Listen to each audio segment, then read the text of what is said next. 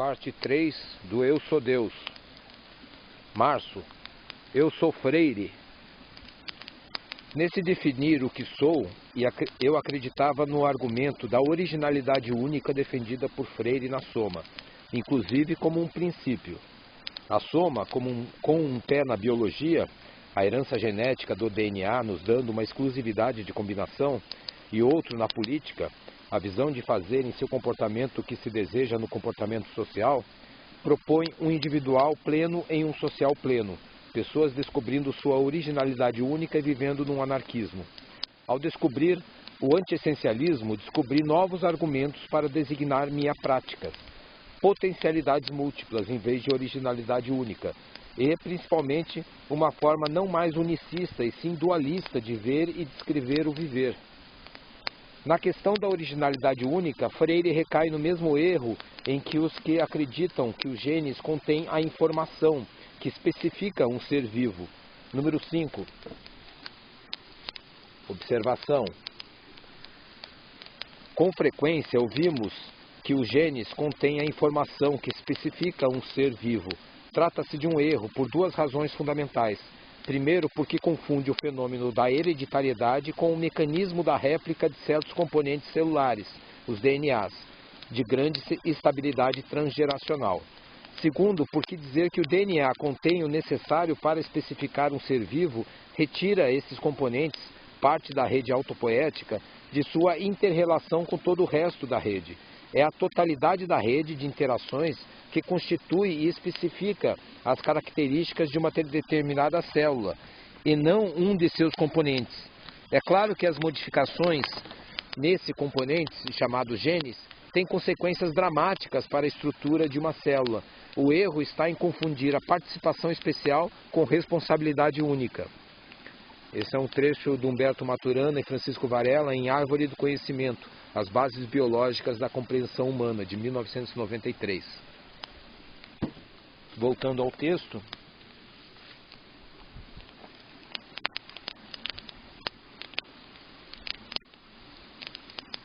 Ao buscar e defender teoricamente a originalidade única, Freire confunde a participação especial com a responsabilidade única. Conhecer é ser e ser é conhecer. A Somaê traz incorporada o que conheci na Soma, que criei e convivi, na capoeira Angola, que lutei e brinquei, e na pedagogia libertária, que expressa na prática cotidiana o agir das teorias libertárias e revolucionárias. Hoje no meio de anarquismo entre parênteses, no lugar de anarquismo somático. Assim somos uma dissidência com mudanças, e na voz do Freire, na sua última entrevista em 2005, chamada de Deformação da Soma. Ao responder críticas de um somaterapeuta à Soma de Roberto Freire e à somaterapia que participei no mês passado, observação número 6. Vamos a ela. Em paralelo à divulgação desse texto manifesto para 2010, publiquei um site texto-resposta, ver somae.wordpress.com, a outro somaterapeuta que fez críticas à minha ex-técnica Soma, em somaterapia0wordpress.com. Esse texto me fez relembrar meu agir pré-Somaê Biologia do Conhecer, antes de 2004, quando defendia verdades num caminho sem parênteses, ou seja, considerando ser possível uma pessoa ser mais verdadeira que outra. Naquele processo de há mais de 5 anos atrás, me considerava mais freiriano que os discípulos ainda ligados ao Freire, e nessa abordagem que recebi recentemente, vejo outro somaterapeuta, ao se afastar de seus pares, pessoas que derivam das obras de Freire, a Soma, e buscam adequá-la ao meio e linguagens acadêmicas, manter essa visão mecanicista. Hoje, apesar de propor o entendimento das verdades de cada um, fiz da minha resposta um exercício de negação ativa em relação a fatos ocorridos no passado e relidos hoje com novas interpretações. Um exercício que me fez, para ele, questionar suas verdades e no meu estilo pessoal, entrando na briga e seus argumentos. Porém, que me reforço a pesquisar permanentemente novas formas da descrição do que pretendo com a técnica Somaê. Voltando ao texto, vejo que me distancio claramente da Soma desta década, que busca entrar nas universidades e se institucionalizar. mas me mantenho firme na radicalidade ética entre discurso e ação que Freire propunha e a busca do tesão no cotidiano. Nosso viver se dá num presente de sensações e percepções que, a grosso modo, dividimos entre externas e internas, numa tentativa perceptual de traçar um limite entre o que também é percebido e sentido corporalmente e denominamos nosso corpo. E o que seria externo a este ser indivíduo-sensações? No sentido mais simples, a consciência é um dar-se conta do mundo externo. Ao mesmo tempo, somos a comparação deste presente de sensações e percepções com um passado de sensações e percepções que foram vividas e no nosso fluir registramos isso em nosso corpo, seja nas couraças corporais, em que fixamos inconscientemente tensões gerando uma cronificação, seja na plasticidade da dança das sinapses, na qual vamos modificando nosso viver à medida que vivemos. E a cada repetição de uma sensação, já estamos modificados pela sensação, e o que, a grosso modo, impossibilita sentirmos a mesma coisa em algum outro momento. Sempre a sensação e percepções são novas e tendem a se adequar à nossa estrutura mutante. No âmbito do visível, em que as psicologias e psiquiatrias se ancoram no que é o corpo físico e seu comportamento, navegamos com a Somaie em técnicas derivadas das possibilidades de desbloqueio energético que Reich favoreceu ao Ocidente e ao pensamento científico, o que se encontrava há milênios no Oriente com seus nomes e formas de nomear essa mesma energia: mana, prana, chi.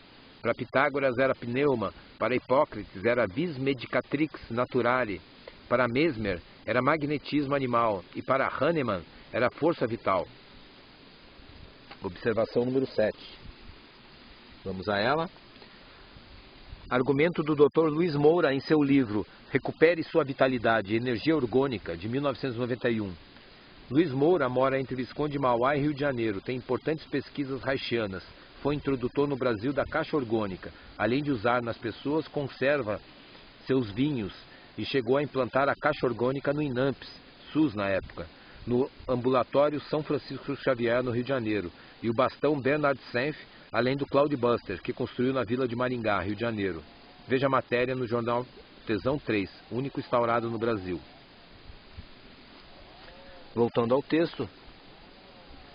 O eu biológico incorpora não só o alimento, água e ar, seus requisitos físicos, como fatos, experiências e impressões sensoriais que podem se transformar em lembranças. Todos os seres vivos, não apenas os animais, mas também plantas e micro-organismos, são dotados de percepção. Para sobreviver, o ser orgânico tem de perceber, tem de procurar ou pelo menos reconhecer o alimento e evitar os perigos ambientais. A mente e o corpo, o perceber e o viver são igualmente autorreferentes, são processos de autorreflexão já presentes nas bactérias mais primitivas. A mente, assim como o corpo, provém da autopoese. Mudar para permanecer o mesmo é a essência da autopoese. Aplica-se tanto à biosfera quanto à célula. Aplicado às espécies, conduz à evolução. Número 8. Vamos à observação número 8. Fechando esse capítulo. Um livro que me ajudou nesse processo de buscar antes a biologia que a psicologia foi o genial O que é a Vida, de Lynn Margulis e Dorian Sagan. Mais um pouco, entre parênteses, todos os seres vivos podem compartilhar nosso sentimento de livre-arbítrio. Nossas atividades levam-nos em direção a algo que está tão além do indivíduo quanto cada um de nós está além das células que o compõem. Numa psicologia realmente evolutiva, o espírito e a mente não são salpicos celestes, mas soberanos da matéria viva. O pensamento não deriva de nenhum mundo senão este, provém das atividades das células. O pensamento, como a vida, são a matéria e a energia fluindo. O corpo é seu outro lado. Pensar e ser não são a mesma coisa. Vou repetir. O pensamento, como a vida, são a matéria e a energia fluindo. O corpo é seu outro lado. Pensar e ser são a mesma coisa. E assim eu termino este capítulo. Antes do capítulo eu tenho colocado frases. E a frase que antecipa o Eu Sou Freire é a frase do Roberto Freire: sem tesão não há solução.